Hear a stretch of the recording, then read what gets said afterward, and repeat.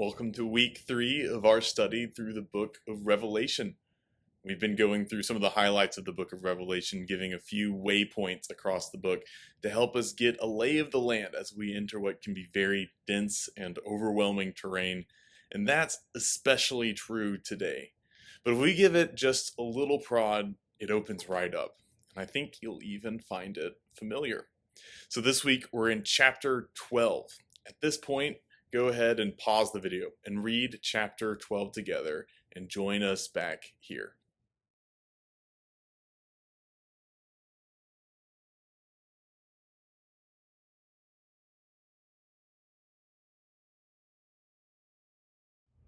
All right, chapter 12.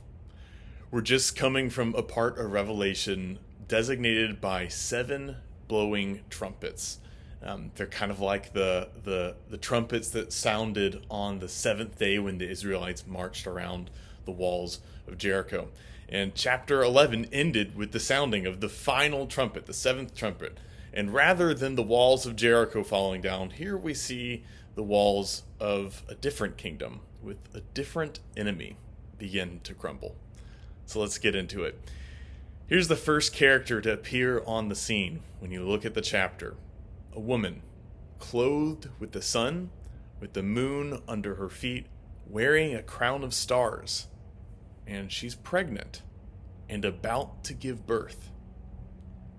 Now let's wait a moment before we get into who this woman is and look at the second character. Verse 3.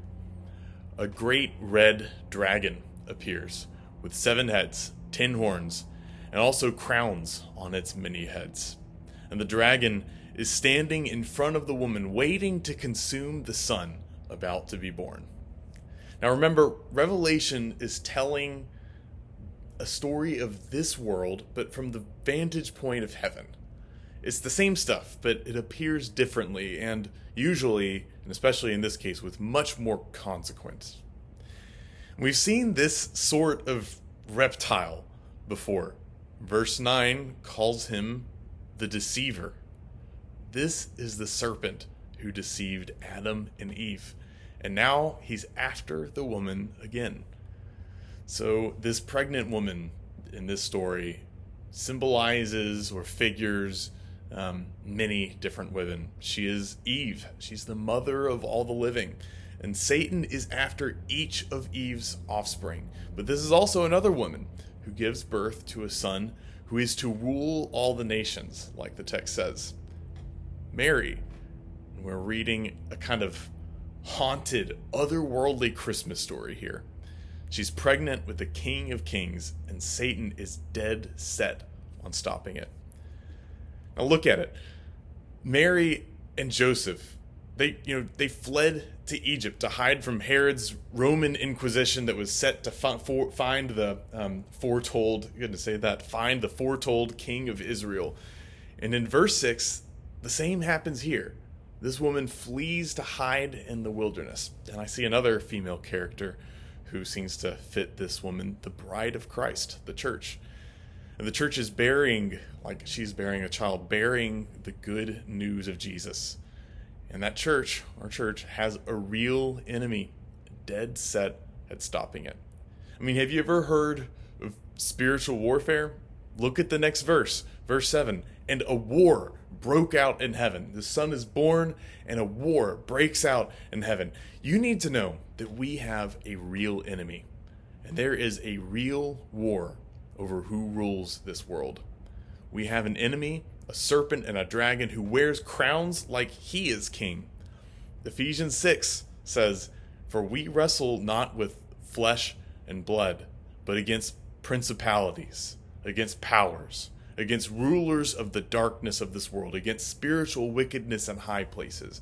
We're not up against flesh and blood enemies. Our battle is against evil rulers and authorities of the unseen world, against mighty powers in this dark world, against evil spirits in the heavenly places. That's actually a translation. That's how one of my favorite translations, the New Living Translation, puts that verse in Ephesians 6. If you struggle reading the Bible, New Living Translation, it's a great way to read it. I read it alongside other translations too. Here's the thing. in each of these battles, the end has already been won. And it's true for our battle. And we see that victory 3 different times in this chapter. So here's the first one.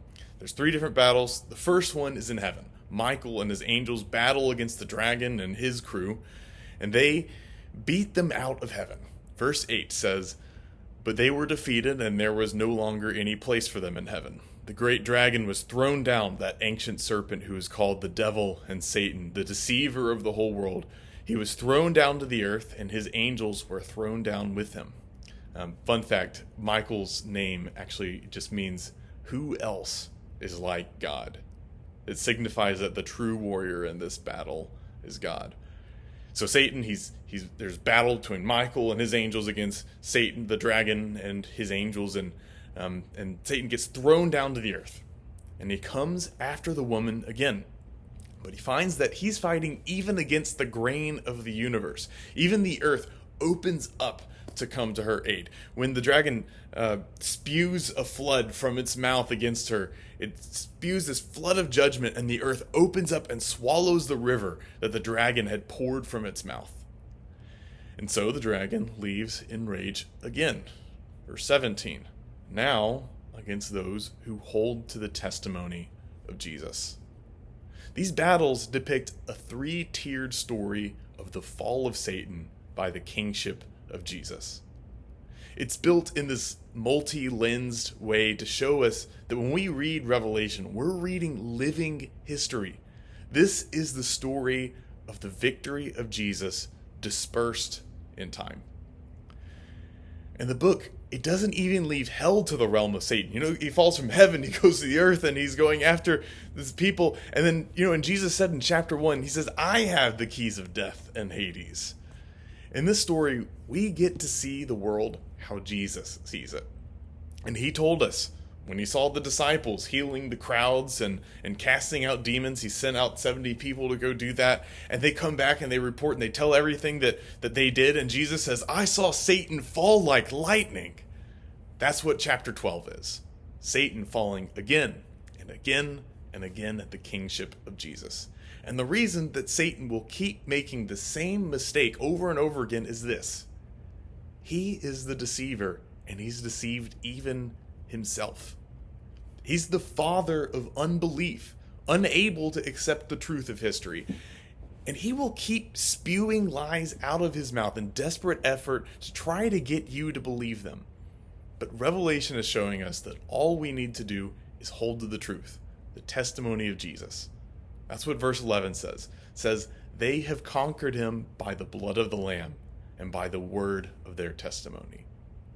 Look, because there's no history that can be written apart from the history of Jesus, we have nothing to fear. Every version of history ends the same. And the end is that Jesus wins.